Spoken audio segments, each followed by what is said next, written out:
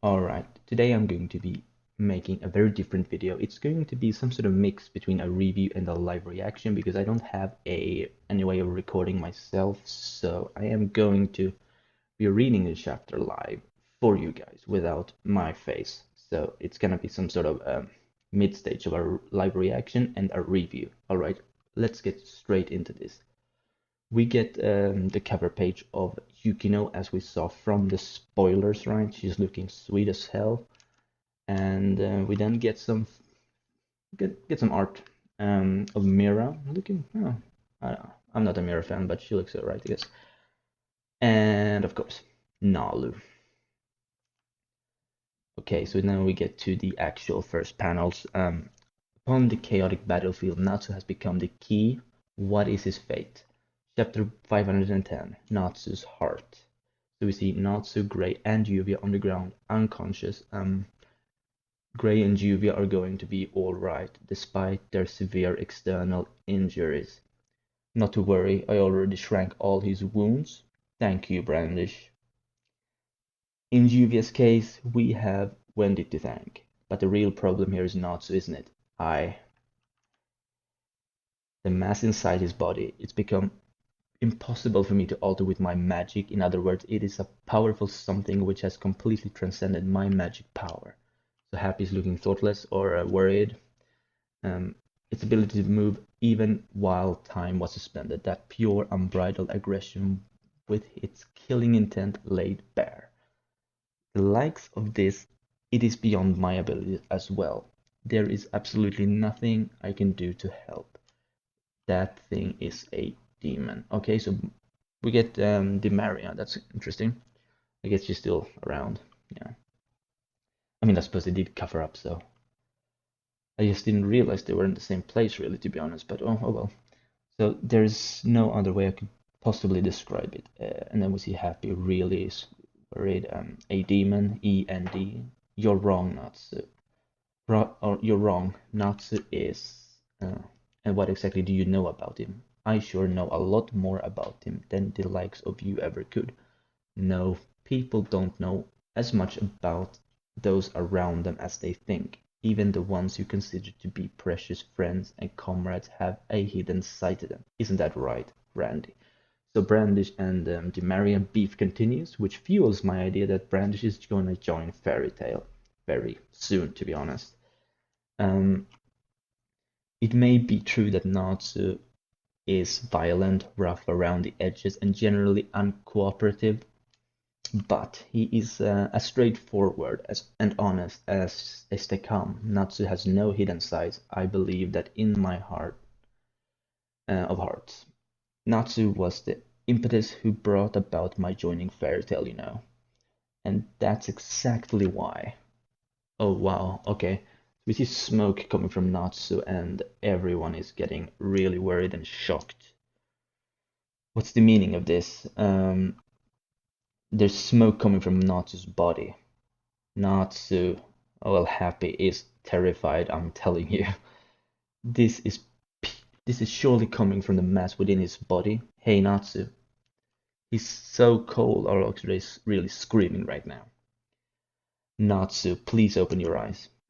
Okay, now we get to the part from the spoilers where Natsu and is in that space or in that memory, as we've sort of concluded that it is. We hear more screaming, Natsu, and by the looks of things, he can. Well, I guess he can hear it. So what is this place? Is somebody there? It's me, Natsu. Okay, so now Seraph makes his appearance. Seraph. And right away, Natsu is fucking pissed, okay? Don't get any funny ideas, this is the inside of your heart. And as such, I have no physical form here. So Natsu tries to attack him, which obviously doesn't work because his face is right through him. This is the inside of my heart. Indeed, at the very least, if only while we're in here together, I have no problem if you wish to address me as Big Brother. Yeah, right. As much as it pains me to say this, you are going to die soon. And it's for that very reason that I've come here now, in your last moments, to fill in the gaps in your lost memories. Huh?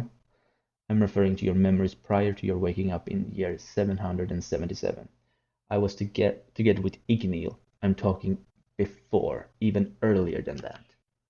Okay, now we get to the real interesting part of the chapter, guys. So we get, well, effectively a scenery is shown before Natsu and Seraph, and it is of, well, it's of the parents, let's face it. As we saw in the spoilers, we live peacefully in a small, quaint village. Those two are our mother and father. And yeah, that's about it. About that, I mean, you can see that, well, I did cover this in the spoilers, and many other YouTubers has as well, so you probably know all about them right now. However, one day the village was attacked by a dragon and completely annihilated.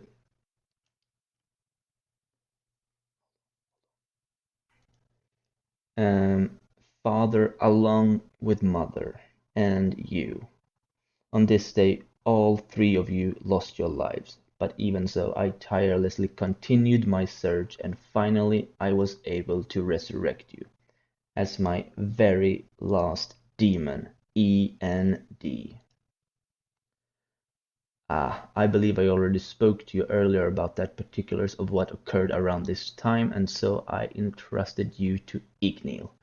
But from that point on, your memories are likely vague and cloudy. Side effects of the Dragon Soul ceremony, I'd say. Back then, you had already met Gajil and the rest of the Slayers. You and Gajil were a couple of rascals, always at each other's throats. And Wendy, who would come to cry and break things up, would always burst into tears. Sooner or later, I'm sure that child will end up meeting Wendy as well. So when that time comes, I want them to get along well. As for Sting and Rogue, who were around at the same age as Wendy, I did a video about this actually, that Wendy were about the same age as Wendy. Well, I mean, Sting and Rogue were the same age as Wendy. They idolized the two of you as their adopted older brothers.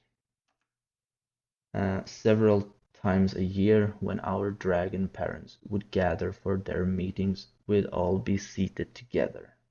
Sting, or so I'd like to say, but in reality, both Natsu and I have no such memories of those events. Where did Seraph? This is the inside of your heart, ain't that right, Natsu? Oh, hold on. So, your consciousness erased Seraph's presence. That's all there is to it. You completely lost me. Yeah, you lost me too, man. This is weird. So now Sting is in his memory? Alright. Come on, follow me. You'll surely arrive at your answer. Answer.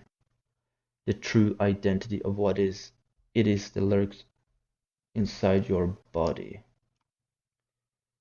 Alright, this is different.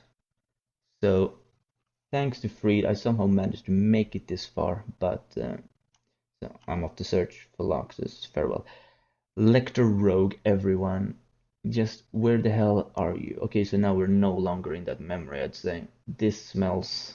It's okay. Now LARCADE. So we're getting to the climax of this chapter, I'd say, because we did see this in the spoilers, and that's kind of where it ended. So we can see Yukino on the ground, pretty much. And I fucking knew she was gonna get annihilated. I mean, Yukino did not stand a chance against LARCADE. And Kagura is lying on the ground, worried, sick of Yukino, while Arcadia stands there smugly. And the cats, Lecter and Frosh, are just hoping that something, I guess they're sort of hoping something bad doesn't happen. So Kagura says Yuki, no, and then we have Lecter saying Yuki, no, and well, Frosh is like just crying, I guess. And my mind has gone completely blank. Okay, I have no idea what's going on with Yukino then. If her mind is completely blank. If you're out there, please, you're our last hope. Sting. Okay, so now we're getting some Sting jumping into battle. I mean, that I guess that's typically exactly when they're calling for him, he's just gonna be there, right? So I can't help but be fashionably late, Master Sting. Sting. Wah! Looks like you really did quite a number on my guildmates in my absence. My, yet another poor misguided fool who dares stand against me. Okay, so he's pushing Larcade back, but something tells me this is it's not gonna go well for Sting, honestly. Did you honestly expect such a meager attack to have any effect? Yeah, so as I expected, it had no effect on Larcade, it just pushed him back a bit. Master Sting, that attack, it's... Oh, hold on, what the fuck? Okay, so Sting can eat this, guys. So it is quite, so it's confirmed the same elements. That's nice. I mean, I kind of guessed that, but he's eating Larcade's magic. This is quite something. Okay, maybe he will be standing quite a chance against Larcade due to the fact that he will have some resistance to Larcade's element. The hell is this stuff? It's kind of funny, although actually it's making me feel kind of good. Nothing white's gonna work on me. That's one of the perks that comes with being the White Dragon Slayer. Okay. The one who can oppose pleasure is none other than our white light, Sting of Sabertooth. And it looks like Larcade is, it doesn't look like he doesn't look disappointed or angry or anything. He looks kind of lost for words, but still kind of smugging a bit. Oh, I can tell you, and I won't be getting along. So, hold on. Oh, I can tell you and I won't be getting along, okay? The thing is, your stench reminds me of my good old friend Notch. Okay, so he can tell these guys are related. So to be continued in chapter 511. Hunger Hell. Okay, so that's all for this chapter. I hope I covered this quite well. I mean, it was kind of live, so yeah, I did probably mess up the dialogue at some places, but I will be having the manga panels up on the screen as I read it, so you should be able to read along with me. Um, so right off the bat, I'm going to make a theory about 511 because I already have at least two possible theories as about what it could be referencing. Alright, anyway, thank you all for watching, and if you did, please like this video and subscribe if you'd like to see more fairy tale content. Bye.